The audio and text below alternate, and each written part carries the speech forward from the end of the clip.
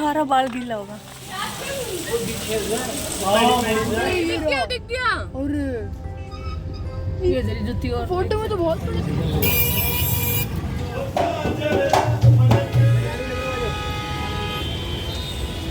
Hello everyone, welcome back to my channel.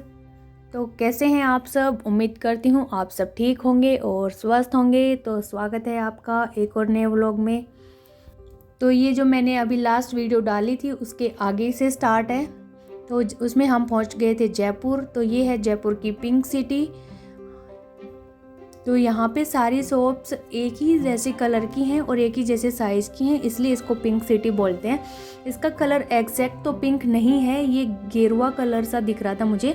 पता नहीं ये धूप से ये इसका कलर फेड हो गया था इसलिए, या है ये कलर ऐसा, बट ये पिंक तो नहीं था। और यहाँ पे सारी ही दुकानें लगभग सेम एक जैसी थी, बस इन पे नंबरिंग हो रखा था, इसलिए आप एक दूसरे को अलग रख सकते थे। अदरवाइज़ हम जिधर भी जा रहे थे सारी दुकानें सेम ही दिख रही थी, तो पता नहीं लग रहा था कि हम कौन सी जगह पे हैं एग्जैक्ट। वहाँ पे जो लोग रह रहे हैं उनको तो फिर भी पता है, उनका तो डेली आना जाना है। जैसे हम लोग नए जाते हैं तो हमें नहीं पता लग पाता कि हम कौन सी जगह पे हैं। उसी जगह पे ऐसे लगता है कि बार बार वही एक सेम जगह पे घूम रहे हैं, क्योंकि आप देख ही सकते हो वीडियो में दोनों साइड ही दुकानें बनी हुई थी और दोनों का ही एक जैसा कलर, डिज़ाइन बिल्कुल एक जैसे थे। और ये मोस्टली इसमें ये ट्रेडर्स वाली शॉप थी, जैसे पेंट की हो गई, इलेक्ट्रॉनिक्स की होगी, हार्डवेयर की होगी, टेक्सटाइल हो गया, ये दुकानें इसमें ज़्यादा थी। यहाँ पे ये कपड़ों की और ज्वेलरी वगैरह की दुकानें कम थी। इसके लिए एक बापू बाज़ार है, आई थिंक बापू, ये उसमें हम नहीं गए थे। तो ये उसकी अलग शॉप है इन सब चीज़ों के लिए, जो कॉस्मेटिक जुतियाँ वगैरह मिलती हैं, उसमें हम लोग नहीं गए थे। हम सिर्फ ये पिंक सिटी में भी इसीलिए गए थे क्योंकि जो हवा महल है वो पिंक सिटी के अंदर ही है। और जैसे एंट्री की थी तो सबसे पहले मार्केट भी हमारी यही आई थी। तो हम सबसे पहले जाएंगे हवा महल देखने के लिए। और यहाँ पे जयपुर के अंदर ख़ास बात ये थी कि हर 200-300 मीटर के ऊपर ट्रैफिक पुलिस खड़ी थी, तो बिल्कुल ही सेफली गाड़ी चलानी पड़ रही थी, क्योंकि अगर आपने ज़रा से भी सीट बेल्ट हटाई तो आपका चालान कटना तय था। और दूसरा ही, ये गाड़ी भी दूसरे स्टेट की होती है, दूसरी नंबर प्लेट्स होती हैं, तो पुलिस वाले उनको भी थोड़ा सस्पेंस वाली नज़र से देखते हैं कि कहीं कुछ गड़बड़ तो नहीं है। तो हम लोगों के साथ तो ऐसा सच नहीं हुआ, क्योंकि हम लोगों ने सीट बेल्ट पहनी हुई थी और जियाजी भी थे, वो भी दिल्ली पुलिस में है ट्रैफिक के अंदर, तो उनको रूल रेगुलेशन पता था, तो हम लोगों को इतना कोई चिंता थी नहीं। और यहाँ पे ये हवा महल की बाहरी साइड थी। उसके बाद हम लोगों ने ले ली थी ये ऑटो रिक्शा, क्योंकि जैसे ही हम हवा महल के बाहर खड़े हुए थे एंट्री के लिए, तो वहाँ पे ये लोग आ जाते हैं और इन्होंने हमें बताया कि ये हमें इन चीज़ों की राइड करवाएंगे। तो हमें लगा कि ये सही रहेगा, बार बार गाड़ी को पार्क करने से अच्छा है हम लोग यही ले लेते हैं ऑटो रिक्शा। और इन्होंने हमें बहुत ज़्यादा चार्ज किया था स्टार्टिंग में तो, लेकिन हमने फिर इनका नहीं लिया। तो इन्होंने हमसे सबसे पहले 800 मांगे थे 401 के, तो हमने 2 किए थे, तो ये बोले कि 800, लेकिन बाद में तय हुआ कि ये 400 में ही दोनों राइड करवा देंगे। तो ये देखो नए लोग होते हैं उनसे कितना ज़्यादा कमाते हैं ये लोग। तो जैसे ही हम दूसरी सिटी में जाते हैं ऐसे टूरिस्ट प्लेस पे, तो हमें बड़े ही सावधानी से और होशियारी से काम लेना चाहिए, क्योंकि लूटपाट बहुत करते हैं ये लोग नए लोगों को देख के। और दूसरा, इन्होंने हमें बताया था कि हम आपको ये चीज़ें विज़िट करवाएंगे, लेकिन वो भी एक झूठ था, क्योंकि एक चीज़ के अंदर ही 4-5 चीज़ इंक्लूड थी, और जो हमें पता नहीं था कि ऐसा कुछ है, और हम लोगों ने ये राइड ले ली थी। बट कोई नहीं, आगे से जाएंगे तो अब ठोकर लग के इंसान सुधरता है। फिर यहाँ पे आ गए थे हम लोग हवा महल में, और हमने यहाँ पे टिकट भी कर ली थी। और इसकी टिकट लगभग 50 से ऊपर ही थी, 50 और 60 के बीच में थी, ज़्यादा कॉस्टली नहीं थी पर पर्सन, और बच्चों के हाफ रेट थे। तो यहाँ पे मम्मी से चला नहीं जा रहा था, उनके पैर में दर्द आ गया था, तो मैं मम्मी को पकड़ के लेके जा रही थी। और ये है हवा महल, यहाँ से स्टार्टिंग हो चुकी है। ये जब हम एंट्री करते हैं इसके अंदर, हमारी टिकट वगैरह चेक होती है, तब ये सीन आता है। उसके बाद जब हम और आगे जाते हैं तो फिर ये वाला मेन पार्ट आता है हवा महल का। यहाँ पे फाउंटेन वगैरह लगे हुए हैं और चारों तरफ कमरे ही कमरे हैं, खिड़कियाँ ही खिड़कियाँ हैं। हवा महल के अंदर ज़्यादा ऐसा कुछ देखने वाला नहीं है। और यहाँ पे आपको गाइड भी बहुत मिलेंगे, जिनके रेट भी 400-500 के आसपास होते हैं। हर पॉइंट पे आपको मिलेंगे कि मैम गाइड। तो हमने ऐसा कोई गाइड नहीं लिया था, क्योंकि आधी से ज़्यादा चीज़ें तो यहाँ पे लिखी होती हैं, जिनको आप पढ़ के और समझ सकते हो, और बाकी आपको कुछ ना समझ आए तो आप गूगल भी करके देख सकते हो। तो मुझे नहीं लगता कि आपको 400-500 देना चाहिए गाइड को। यहाँ पे हवा महल के अंदर हो रहा था कठपुतलियों का खेल, जो ये लोग दिखा रहे थे। बाद में फिर ये लोग चार्ज भी करते कि जो अपनी इच्छा से कुछ देना चाहे इनको दे सकता है। और हवा महल में ज़्यादा कुछ नहीं था, सिर्फ ये खिड़कियाँ थी और इनके ऊपर रंगीन मिरर लगे हुए थे। और ये छोटी बड़ी हर टाइप की खिड़कियाँ थी, बस यही था इसमें देखने वाला। और एक दूसरा चीज़ इसमें ये था देखने वाला कि जो मिस्त्री थे, आर्किटेक्ट थे, पहले वाले लोग थे, उन्होंने कितना दिमाग लगाया होगा इन इमारतों को बनाने के लिए, जो आज तक भी ऐसे सही सलामत खड़ी हैं। बिल्कुल ना इनके अंदर कोई सीपेज आती है ना और कुछ होता है। तो पहले की ये कितनी मजबूत इमारतें थी और कारीगर भी कितने ही अच्छे होते थे उस टाइम पे। तो यही था हवा महल। और उसके बाद हम आ गए थे इसके टॉप फ्लोर पे, जहाँ से दिखता है जयपुर का सारा व्यू। ये देखिए पहाड़, जयपुर की गलियाँ, सब यहाँ से पूरा अच्छे से विजिबल हो रहा था। और हवा भी यहाँ पे बहुत अच्छे से लग रही थी। और इसमें खड़े होने का स्पेस कम ही था, इसलिए भीड़ भी ज़्यादा थी यहाँ पे। तो यहाँ पे नीचे पुलिस वाले भी खड़े थे, जो 1 बाय 1 करके लोगों को भेज रहे थे ऊपर। मम्मी तो आई नहीं थी क्योंकि मम्मी से चढ़ा नहीं जा रहा था, बिल्कुल ही पतली सी गली थी ऊपर चढ़ने के लिए। उसके बाद ये अंदर से हवा महल को पूरा दिखाया गया है, कहाँ से कौन सा रास्ता है, बाहर से कैसा दिखता है, साइड से कैसा दिखता है, अंदर से कैसा है, वही सब इसमें दिखाया हुआ है यहाँ पे।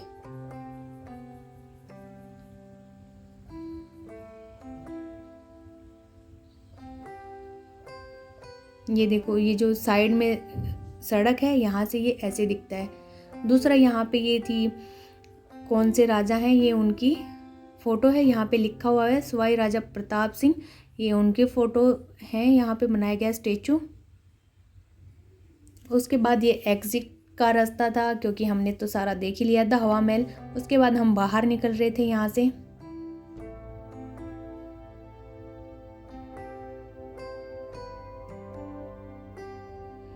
उसके बाद हवा महल के जस्ट सामने, जैसे ये पिंक सिटी के अंदर तो था ही, तो वहाँ पे ये थी बैंगल्स की शॉप। तो हमने जो ऑटो रिक्शा वाले भैया किए थे वो आए नहीं थे, वो बोले उन्हें अभी 2 से 3 मिनट लगेंगे। तो हम लोगों ने डिसाइड किया कि तब तक हम लोग ये सब देख आते हैं, कुछ पसंद आया तो ले आएंगे। लेकिन जैसे ही हम पहुँचे, हमें 1 से 2 मिनट ही हुआ था तो फ़ोन आ गया कि वो आ गए, चलो। और यहाँ पे हमारे पास इतना टाइम नहीं था कि हम पूरी सिटी विज़िट कर सकें, ये शॉप वगैरह, क्योंकि हम मेनली तो गए थे घूमने के लिए। और लेडीज़ का तो होता ही है कि जहाँ पे ये सब चीज़ें दिख जाती है तो घूमने को छोड़ के इन सब पे लग जाती हैं। तो हमारा ध्यान भी कुछ इसी तरफ था, लेकिन बच्चों ने और हस्बैंड वगैरह ने हमें जाने नहीं दिया। फिर भी हम लोगों ने थोड़ा बहुत देखा। उसके बाद फिर लगाई थी भूख, क्योंकि सुबह घर से जो खाना बना के लेके गए थे वही ब्रेकफास्ट किया था। और यहाँ पे दोपहर के 1 से ऊपर का ही टाइम हो गया था, तो हम लोग आ गए थे होटल में खाना खाने के लिए। और यहाँ का खाना हम अपने यहाँ से, अपनी साइड से, जैसे गुड़गांव हो गया हरियाणा, इधर से महंगा है जयपुर में खाना। उसके बाद खाना खा के हम लोग आ गए थे बाहर, और हमारा दूसरा डेस्टिनेशन था जंतर मंतर। उसके लिए हम लोग निकल चुके थे। तो इस टाइम पे थोड़ी सी ह्यूमिडिटी भी हो रही थी, बादल तो हो रहे थे लेकिन हवा भी नहीं चल रही थी, तो मौसम हल्का हल्का गर्म ही था। बट थोड़ी तसल्ली थी कि धूप नहीं है, नहीं तो धूप में तो घूमा भी नहीं जाता। तो हम यहाँ पे पहुँच गए थे जंतर मंतर पे। उसके बाद हम इसकी टिकट ले लेंगे। इसकी टिकट भी कोई 50 to 100 के बीच में ही थी, ज़्यादा कॉस्टली नहीं थी। सबसे कॉस्टली जो टिकट थी वो मौज महल की थी, मौज म्यूजियम था या मौज महल, उसकी थी 500 पर पर्सन टिकट थी, सबसे महंगी थी। उसके अंदर 3-4 चीज़ें थी, जैसे भूत बंगला था, खुफिया गुफा थी, और 1-2 चीज़ें और, म्यूज़ियम था, इसलिए उसकी टिकट महंगी थी ज़्यादा। और ये है जंतर मंतर, उसके अंदर का व्यू पूरा। और जंतर मंतर पे बेसिकली यहाँ पे टाइम से रिलेटेड, ग्रहों से रिलेटेड, राशियों से रिलेटेड यही सब बना हुआ था। तो ये जो इसमें बड़ी बड़ी घड़ियाँ लगी हुई थी, ये धूप के अकॉर्डिंग क्या बताती है, टाइम बताती हैं। जैसे इनके ऊपर धूप पड़ती है तो इन पे कुछ ऐसा था, परछाई से या पता नहीं कैसे, तो ये टाइम की उसको बता रही थी। ग्रहों की पोजीशन क्या होती है उसको बताती हैं, स्टार्स के बारे में बताती हैं ये दोनों घड़ियाँ ही।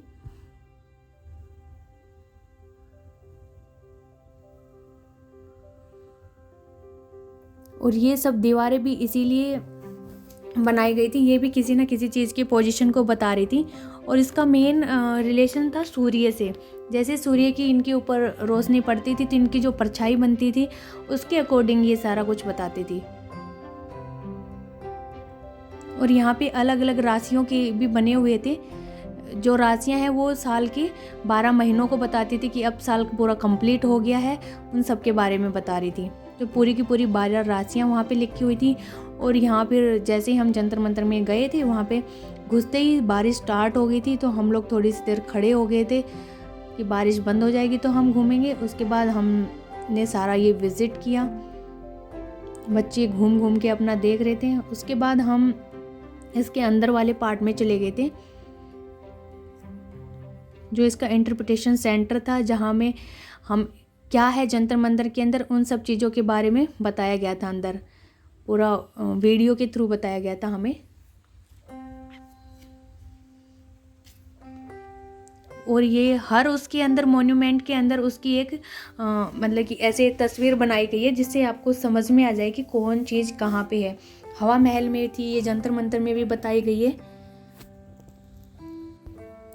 उसके बाद ये जहाँ पे इक्विपमेंट रखे थे उन लोगों के जो इनके यूज़ के थे, उन सब चीज़ों को ही हम देख रहे थे। ग्लोब बने हुए थे।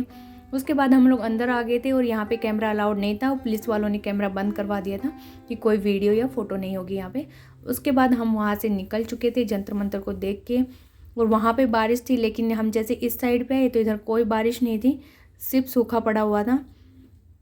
फिर उसके बाद हमने डिसाइड किया कि हम लोग जाएंगे फोर्ट देखने के लिए। तो क्योंकि जयपुर में तो फोर्ट, जंतर मंतर यही सब हैं, इमारतें ही इमारतें हैं देखने के लिए। और यहाँ पे ये सारी इमारतें भी पुराने ज़माने के उसी टाइम से बनी हुई दिखाई दे रही हैं।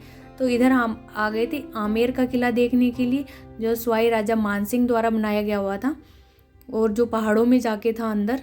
तो ये पहाड़ी रास्ता है पूरा, यहाँ पे ये कटीली झाड़ियाँ वगैरह, कीकर की पेड़, यही सब थे। और रास्ता भी पहाड़ में पूरा अजीब ही था, बट अच्छा भी लग रहा था पहाड़ी देख के, क्योंकि वहाँ पे ना तो कोई पोल्यूशन था, बिल्कुल शांति थी, शोर शराबा भी नहीं था, ऐसा बिल्कुल साफ़ हवा थी। और यहाँ पे ये लोग गाइड थे, वही लोग खड़े थे, बार बार रुकवाने के लिए पूछ रहे थे कि आपको गाइड चाहिए या आप अपनी गाड़ी यहाँ खड़ी कर दो, हम अपनी जीप से आपको घुमाएंगे। बट हम लोगों ने ना ही तो गाइड लिया ना उनकी जीप ली, क्योंकि हमारे पास हमारी पर्सनल कार थी। तो हम उसी को सीधा वहाँ पे लेके गए।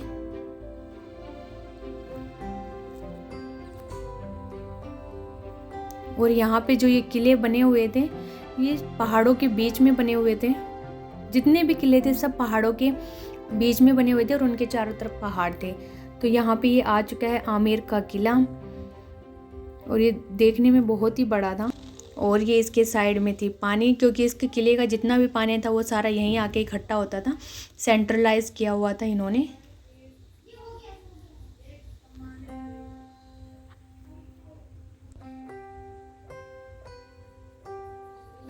तो यहाँ पे जो चढ़ाई थी इसकी किले की, वो बहुत ही हार्ड थी, बिल्कुल ऊंचाई पे जाके चढ़ना पड़ रहा था हमें।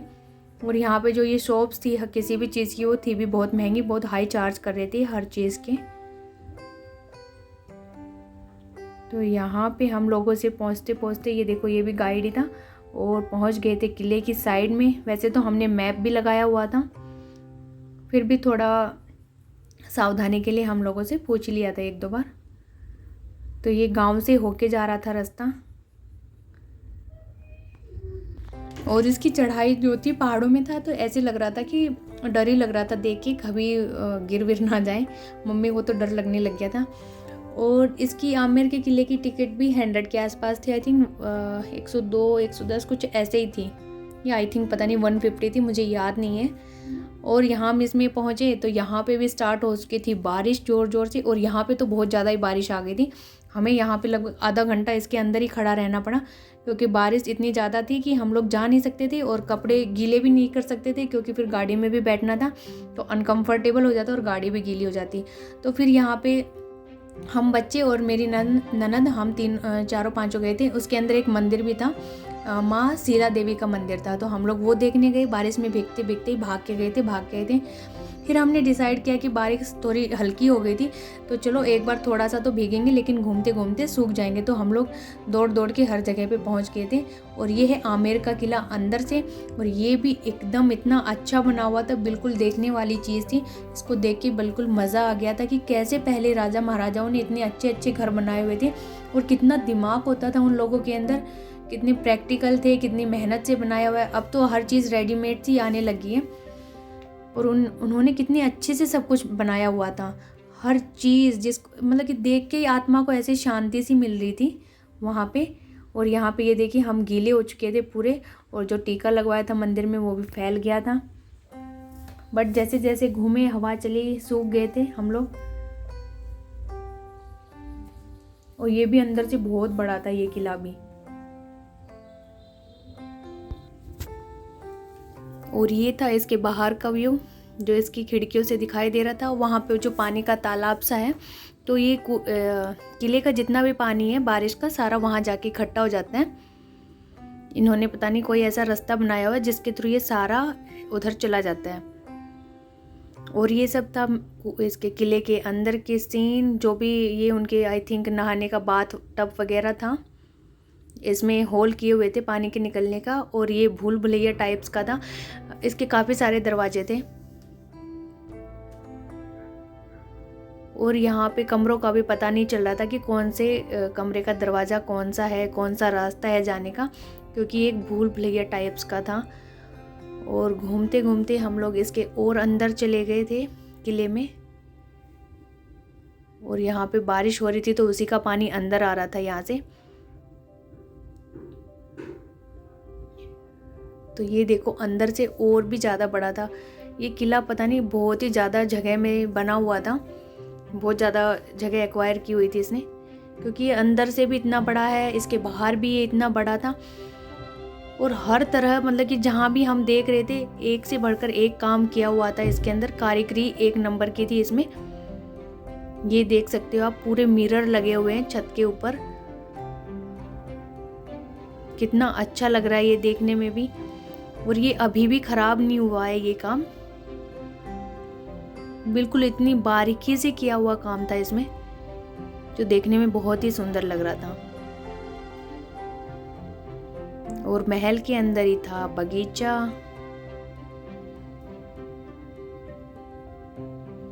जो सामने दिखाई दे रहा है, पूरी ग्रीनरी थी इसमें। और जो सामने के साइड आप देख रहे हो वो रानियों के रहने की जगह थी। और ये इस साइड में जो राजा थे उनकी सभा वगैरह होती थी, राजा के रहने का था, डाइनिंग हॉल वगैरह थे इनके। और यहाँ पे ये जो हाँ ये काम हो रखा है ये रानी के महल का ही है, ये रानी वाली साइड का है। और इन दोनों के बीच में था ये बगीचा पूरा हरा भरा, जो इसकी सुंदरता को और भी बढ़ा रहा था यहाँ पे। और बारिश में तो कुछ ये ज़्यादा ही अच्छा लग रहा था।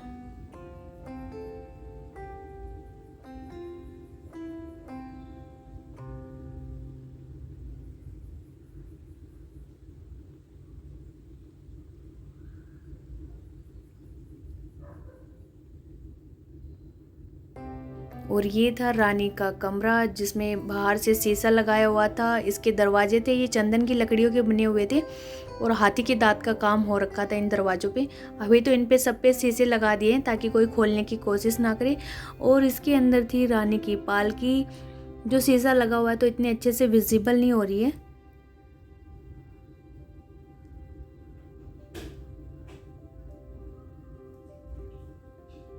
तो रानियों के रहने के लिए भी कितनी बड़ी जगह थी। और यहाँ पे अंधेरा हो चुका था तो लाइटें जल चुकी थी किले की, और रात को भी बड़ा ही सुंदर दिखाई दे रहा था, कलरफुल सी लाइटें थी। तो इसका टाइम हो चला था बंद होने का, तो जो वहाँ पे पुलिस रहती है उन्होंने बोल दिया कि आप लोग अभी निकलना स्टार्ट कर दो, क्योंकि निकलने में भी बहुत टाइम लगने वाला था। बाहर निकलते निकलते भी ये बड़ा था तो हमने बहुत सारी चीज़ें देखी निकलते हुए।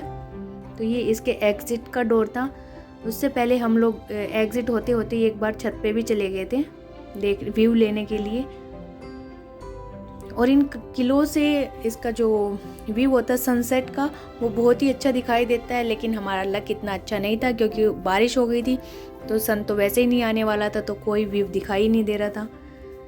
बट फिर भी इनको देख के मज़ा आया किलों को। और यहाँ पे बाल हमारे सारे गीले हो चुके थे। ये देखो कितनी कलरफुल लाइटें हैं, और ये यहाँ पे छोटी छोटी लाइटें ऐसे दिखाई दे रही थी जैसे दिए जला रखे हों किसी ने। बच्चे भी पूरा एंजॉय कर रहे थे इन चीज़ों को। ये नहीं था कि आप ये नहीं कह सकते कि दीवारों का क्या ही देखना, इन चीज़ों को देख के एक अंदर से अलग ही फीलिंग आती है आपको कि कैसे रहते होंगे वो लोग। आप उस एकदम से उस दौर में चले जाओगे, इमेजिन करने लगोगे कि रानियाँ कैसे रहती थी, राजा कैसे रहते थे इन घरों में। तो इसको देख के अभी भी मैं ये देख रही हूँ कि अलग सी फीलिंग आ रही है मुझे ये सब देख के। बहुत ही अच्छा लग रहा था। पहले तो मैं भी यही सोच रही थी कि हम किलों की दीवारों का क्या ही देखेंगे, लेकिन अब आके जब सोच रहे हैं, इमेजिन कर रहे हैं, तो बड़ा ही अच्छा फील हो रहा है इनको देख के। और हर चीज़ पत्थरों से बनी हुई थी और पत्थर पे थोड़ा सा भी टपका भी पानी का गिर रहा था तो उसकी ढलान इतनी अच्छी थी कि वो बिल्कुल नीचे जा रहा था, कोई पानी खड़ा नहीं हो रहा था। और ये थी बड़ी बड़ी कढ़ाइयाँ उनके खाना बनाने के लिए। अभी तो इनके अंदर से छेद किए हुए थे ताकि बारिश का पानी उसमें इकट्ठा ना हो, क्योंकि लोहा है, अगर पानी इकट्ठा हुआ तो जर जाएगा, इसलिए इनमें छेद करके रखे हुए थे। और इस साइड ही थी जेल वगैरह थी, कारागार बोलते इन्हें, वो सब भी इधर ही थे। और इसके अंदर ही, किले के अंदर ही इन्होंने ये बुक शॉप वगैरह ओपन की हुई थी, रेस्टोरेंट टाइप भी ओपन किया हुआ था, आर्ट गैलरी थी ये वाली।